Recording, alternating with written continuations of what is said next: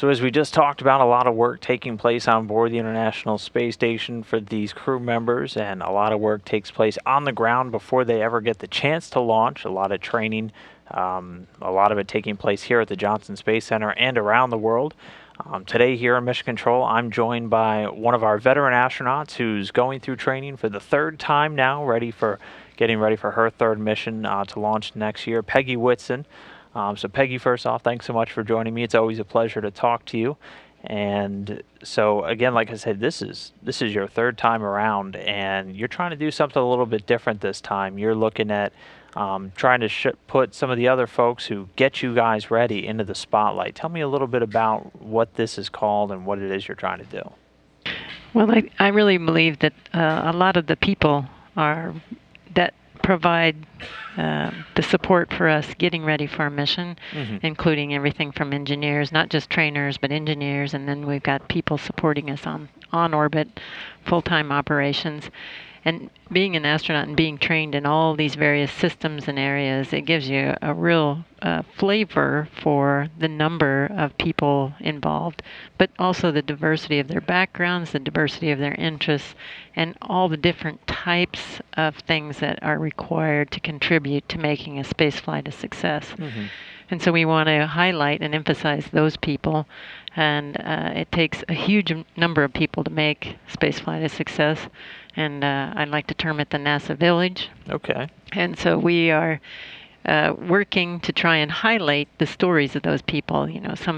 Everyone has their own story of, what challenges they had to overcome, what was the most exciting thing about their jobs. And I just think that by highlighting all those people and all those backgrounds, we can highlight all the different fields of science, technology, and engineering and mathematics that are involved, and even arts are involved as well. And so it's just a very interesting story, I think, to hear what's all the people that are involved in the process. Okay. Any pushback from some of those people? Maybe they want to stay behind the scenes? Well, it's all voluntary, but okay. But I am trying to encourage different people to tell their stories, because I think everybody has an interesting story. And what we hope is that by telling these stories, we will inspire young people to realize that there are different types of jobs involved in being in spaceflight and exploration, and maybe your desire isn't necessarily something that would be an astronaut, but there are lots of different ways to contribute and still be involved in exploration. And I'd also like to show some of the cool factor involved in all of those jobs. So, like a lot of our astronauts, you're going to be using social media a lot for your mission, including one new platform that we haven't really used yet. What are the accounts that you're going to be sharing your experience in the NASA Village with the world on? So under Astro Peggy on Twitter, Facebook, which we've done in the past, but also Tumblr is the new version of social media that we're trying to work into. Hopefully it'll interface with a younger age group. The point is to try and inspire the next generation of explorers and to give them the ideas of all the different types of things that are involved and what options you might have for jobs if you have an interest in any particular field.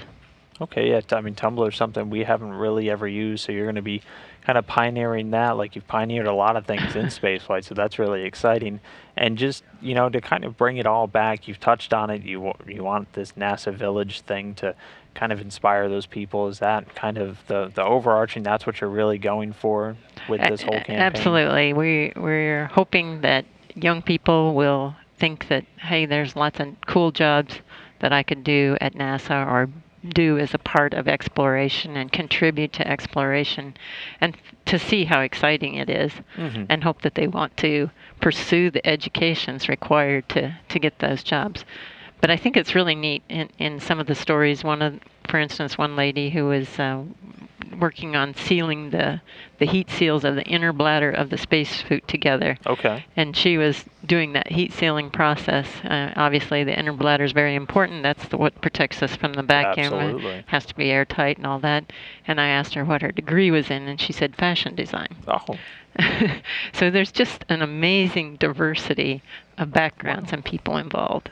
Well, there you go. I mean, all walks of life getting involved in the space program. Anybody watching and following along with the NASA Village, hopefully growing the village, I I assume, hope is so. I hope one so. of the goals of this. Okay, very cool stuff. Well, again, NASA astronaut Peggy Whitson, you can follow her over the next year as she trains, and be sure to follow her when she's back up in space on her third mission to the International Space Station. Going to be a commander again, so that'll be really exciting. So again, Peggy, thanks so much for joining me today. We really appreciate it.